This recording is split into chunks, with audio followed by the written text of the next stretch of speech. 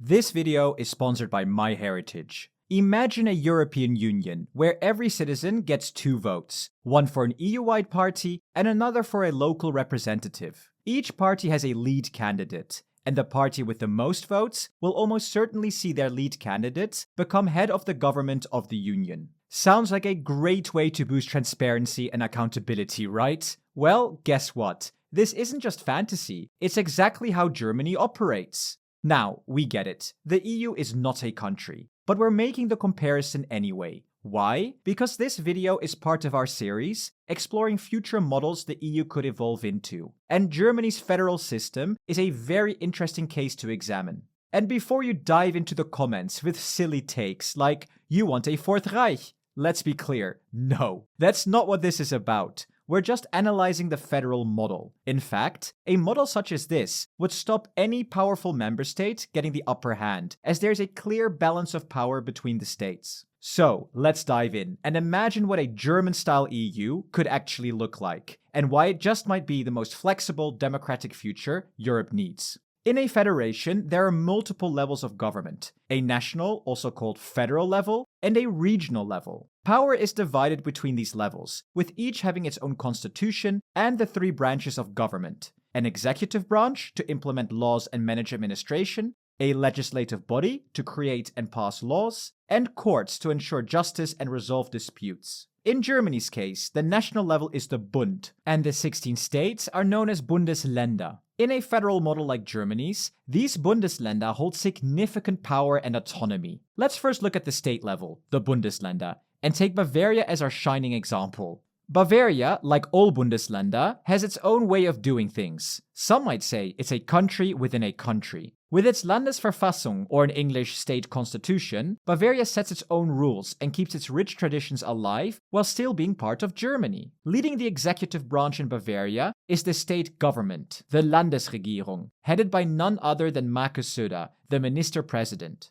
Known for his love of Bavaria and the occasional lederhosen photo op, Söder ensures that the government not only implements laws, but also keeps the budget balanced and public services running smoothly, whether it's schools, hospitals, or snow clearing those picturesque alpine roads. On the legislative side, Bavaria has its own parliament, the Bayerischer Landtag. Here, elected representatives debate and pass laws, often with a focus on keeping Bavarian traditions alive, and maybe ensuring Oktoberfest stays as amazing as ever. This close-to-home parliament means Bavarians often feel a strong connection to their representatives. It's really not unusual to bump into them at local beer gardens. Finally, we have the judiciary, where Bavaria and other states have their own state courts. They handle everything from local legal matters to serious cases, all while operating under both Bavarian and federal law.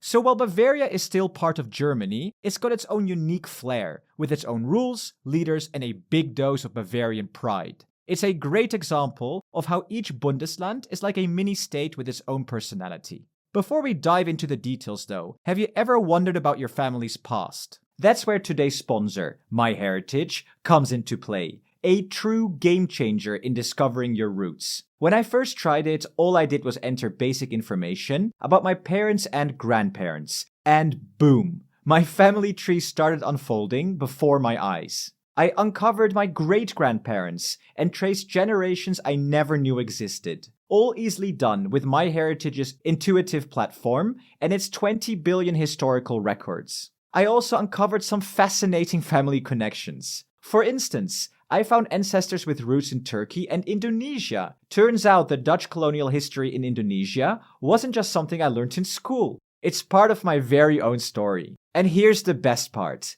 I added my first cousin, twice removed, to my family tree and he reached out to me. And now we're collaborating on our own combined family tree. MyHeritage also has incredible features to bring your family history to life. I found this old family photo of my great-great-grandfather, and their tools let me repair, colorize, enhance, and even animate it. It's like stepping back in time. And here's the exciting part. You can try it all out with a 14-day free trial. Dive into your family's past and uncover stories you never knew existed. Check the link in the description to get started today.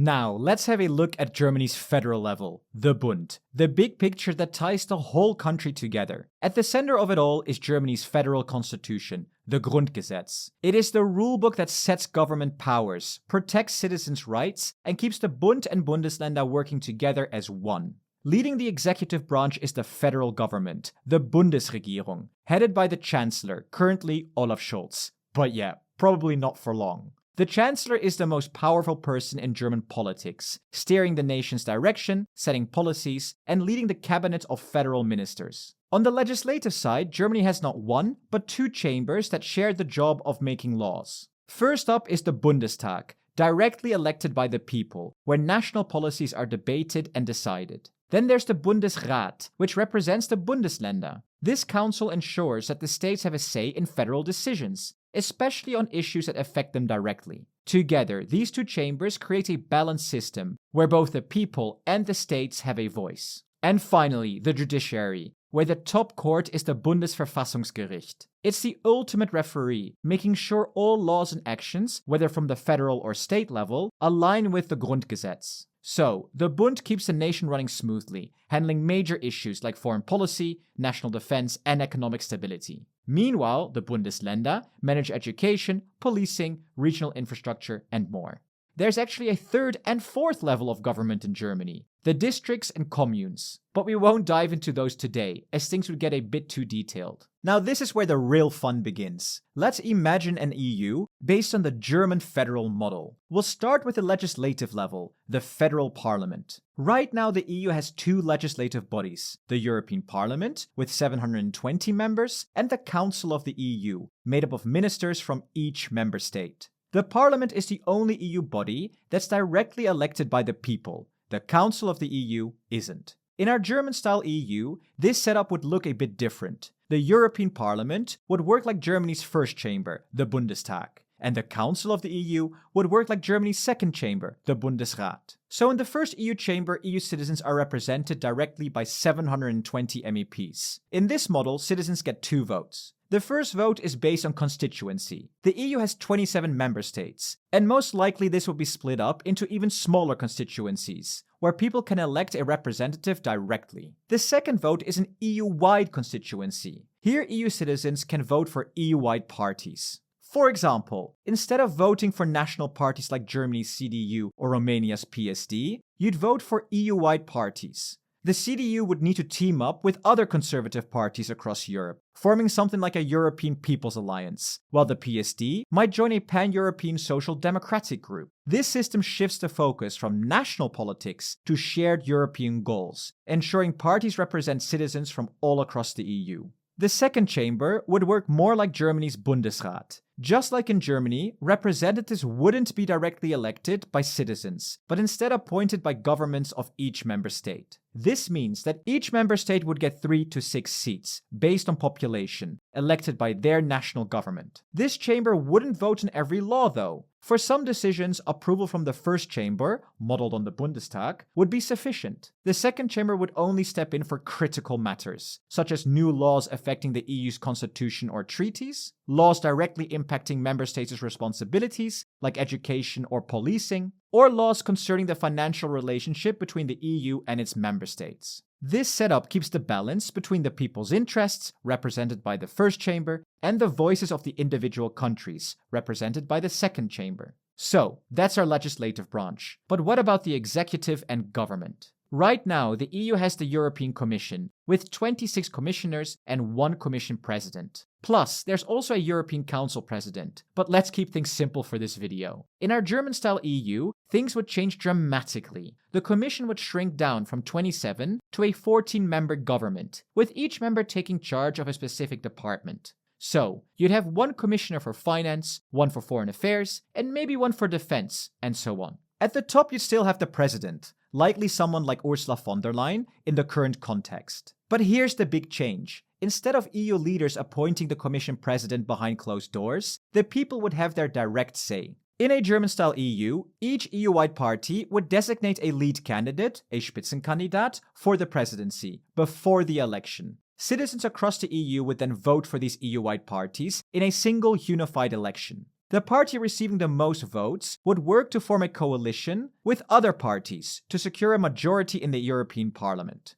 Once a majority is established, it would elect a new head of government, who is typically the lead candidate of the largest party in the coalition. This system would make the EU executive much more democratic and transparent, giving voters a clear voice in who leads the union, while maintaining a strong, efficient government. Now the third pillar of government. In a German-style EU, the judiciary would feature a strong, independent constitutional court, akin to Germany's Bundesverfassungsgericht. This court would ensure EU laws align with a constitutional framework and protect citizens' fundamental rights. Of course, adopting this model would require the EU to establish a constitution. Now, this is how the EU would be structured federally. But what about the member states? Or as they're called in Germany, the Bundesländer. They'd still keep a lot of their sovereignty. Following the German model, there will be a clear divide in powers. The federal EU would have control over foreign policy, defense, and climate change, ensuring a united front on major issues that require a coordinated approach.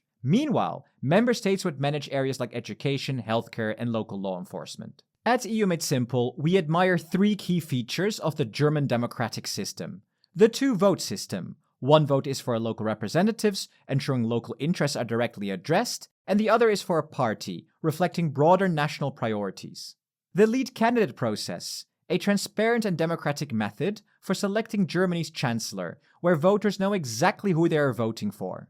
Federal division of power, a well-defined balance between the federal and state levels, ensuring local issues are handled closer to the people, while national issues are handled together as a country. The EU could draw valuable lessons from these principles to enhance representation, transparency, and effective governance. This video is part of our new series on the future of the European Union. You just watched part 3, and if you haven't seen part 1 yet, where we explore what federalization means, and part 2, where we look at the super interesting Swiss model, be sure to check them out. Part 4 will be out soon, looking at the federal systems in Austria, Belgium, and maybe even Russia. And don't miss the chance to explore your family roots. Sign up for a 14-day free trial of MyHeritage today. Find the link in the description below. Don't forget to subscribe for more insights and like the video if you enjoyed it. And to support us further, consider joining us on Patreon. Thank you so much to our presidents, Jan, Schaukje, Kristin, Peter, HAVD, and BJ. See you in the next video.